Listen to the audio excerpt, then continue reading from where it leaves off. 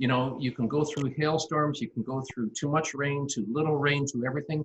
And we have always learned as a family that we have to constantly adapt to a changing environment, whether it be the environment of weather or the environment of business. Quarantine Catch-Ups on CorkScrewed TV's YouTube channel. Jamie, hello. How's it going over there?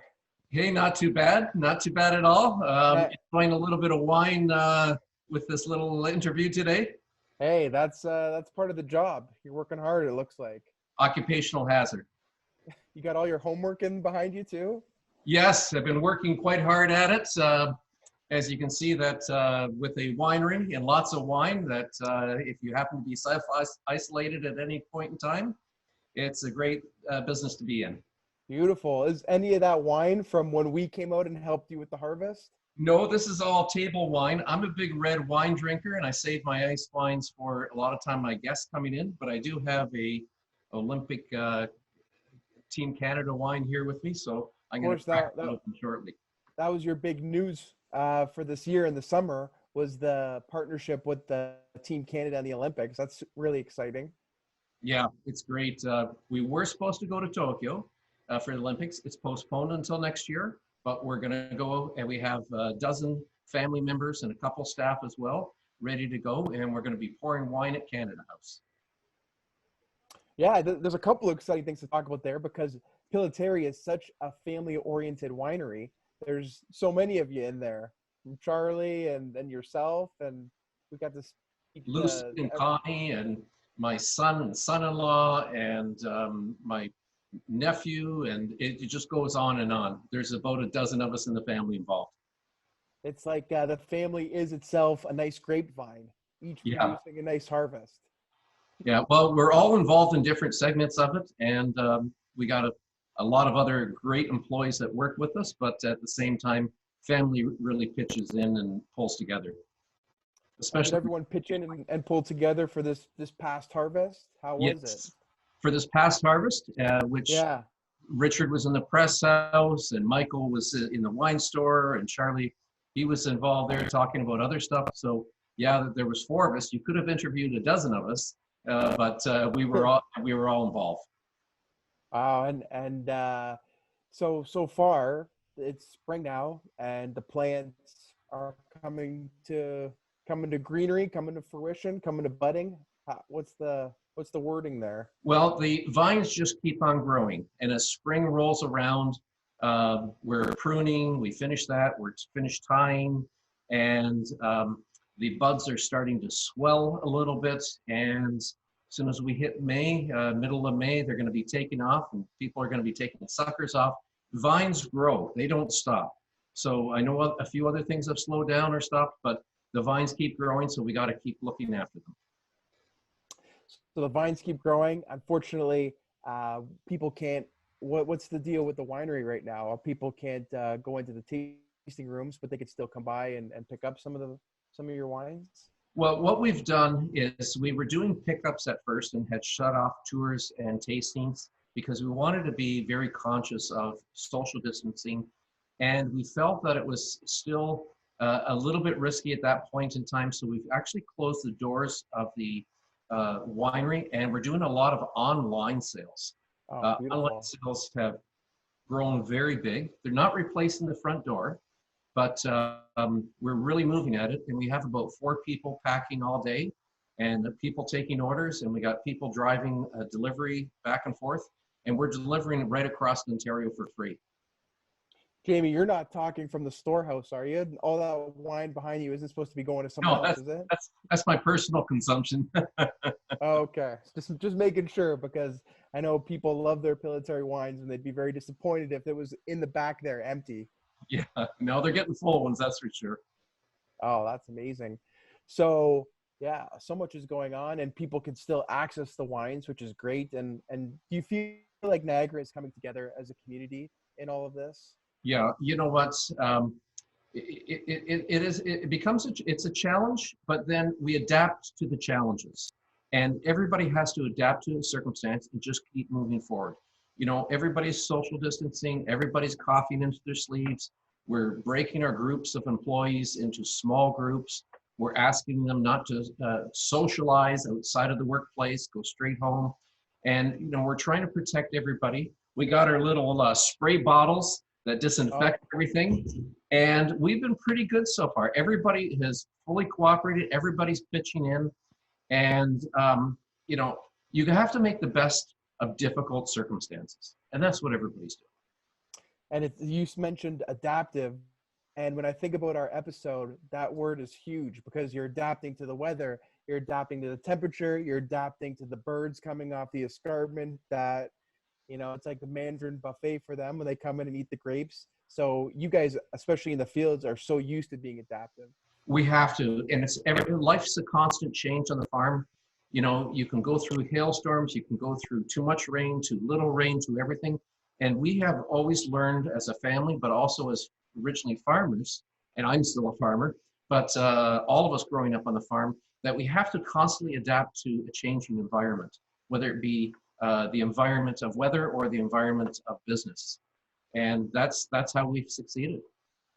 And fortunately for us, we get to benefit from that adaptive mindset through your beautiful wines. What are you sipping on right now?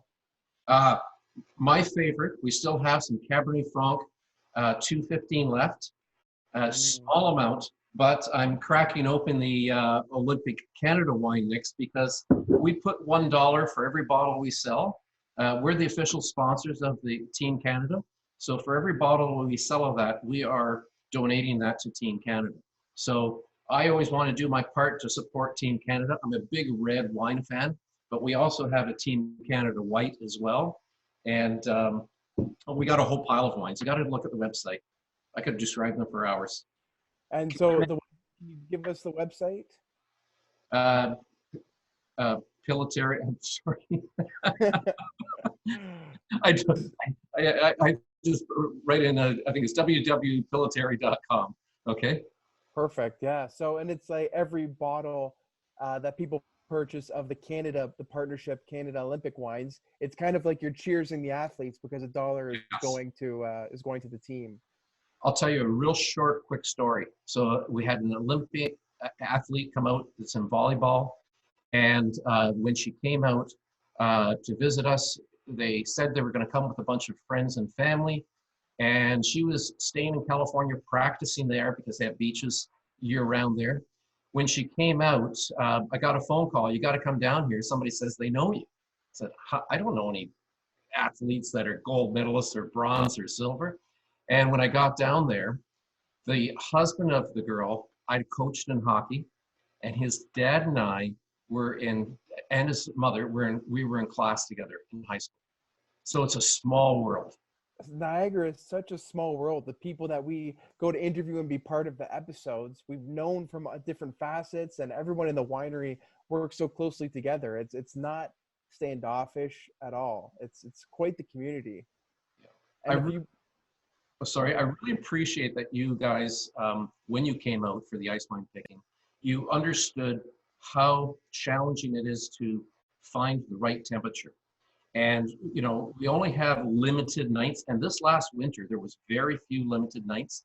And you had almost 12, 15 people out coming to film. You guys worked 24 hours. We would have taken you for ice wine harvest after that if you wanted to go. I'd hire you in a heartbeat. I couldn't believe you guys worked so hard. And it was horrible weather conditions. But I really appreciate that you recognized how limited that cold window is, and that you were able to make it out.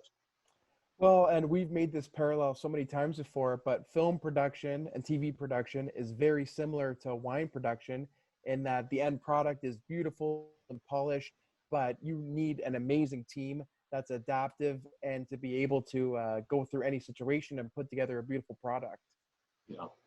And the crew still talks about being out there in the cold, but how much fun it was and how much they learned talking with you and your family and just watching the huge tractors and waiting for watching the thermometer to go down. And sometimes, as you've told us, it's not cold enough and everybody flocks to the vineyard and you can't do anything and everyone has to go home. And it's not like it's noon. It's 1 a.m, 2 a.m. Yeah. So it's really a life experience. And you know, there's certain things you can say in life that you've done, and very few people in the world, very few people in the world, because we're one of the only countries in the world that consistently picks ice wine, but very few people in the world can say they were part of an ice wine harvest. Wow. And you guys distribute to so many different places in the world. It's not just online distribution for locally that you can get Pillitteri wines, but I know you have a huge presence in Asia and Yep. in Europe. So has that gone up with this? Like, can you talk about the distribution through your website of some of the numbers and how it's been Yes. affected? So what's happened is we were very fortunate because although our front door sales were down because we've closed and we're just doing online, but we had an order come in more recently from Europe that is a very big order. And we're very happy that it came in early. It was expected to be in the fall time. It's coming a few months earlier. So it helps with the cash flow situation. And my son and son-in-law, who are in charge of all the export sales, I always say they're the number one, number two ice wine salesmen in the world. They are really out there hustling. And, you know, a lot of their work is done either with a phone or is done online.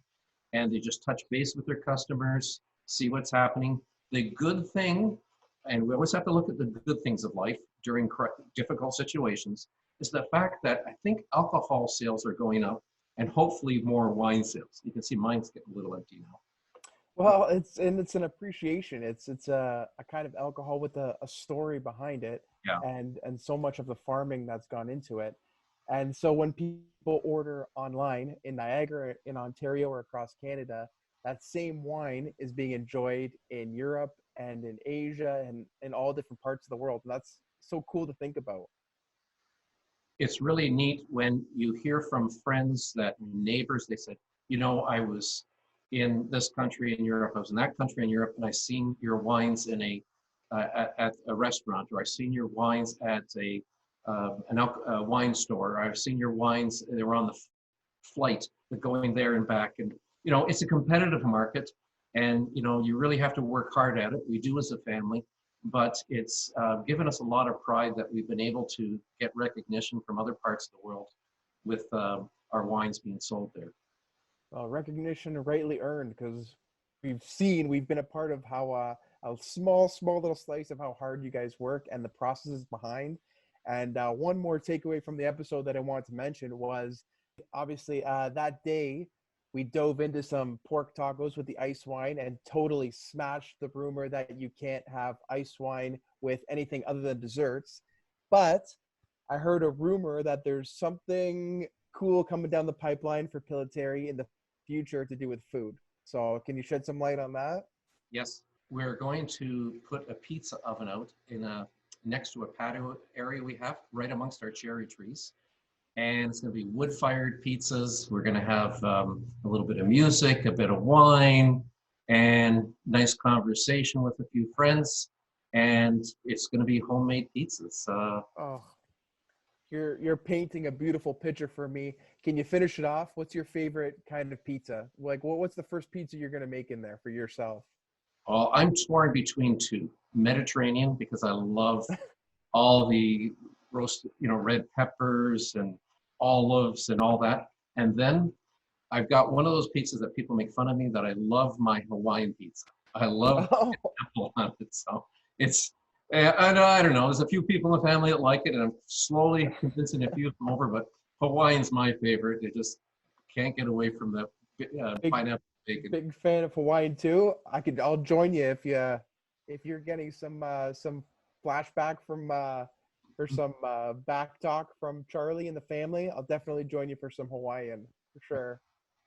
So we talked a little about your online sales and your website's all set up and you're doing tons of distribution. Do you find that there's been a tilt in the distribution model, that people are going more to the website where they hadn't before? Yes, there's a huge increase in website sales. You know, we had a delivery truck deal, you know, let's put it this way. What we're selling in one day is what we would sell over 10 days by direct delivery. So it's increased by tenfold. We need to increase by 100-fold, but that's okay. We're very happy with it. It's keeping people employed. They're able to self-isolate in the back area and 6 feet away from each other.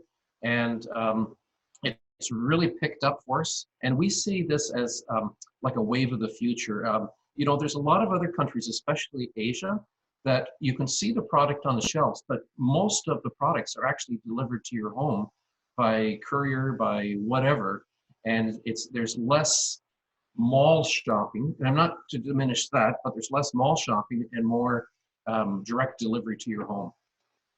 That's very interesting. The other winery owners and winery personalities that we've been talking to have been saying the same thing, that it's been huge in the States and in different pockets around the world.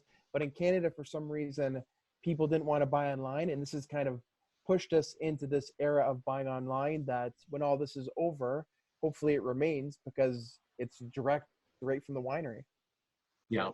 I mean, we still want to sell to you at the front door when things open up, but right now, this online is keeping us alive, and it's helping us support the Olympic team. So it's a win-win for everybody.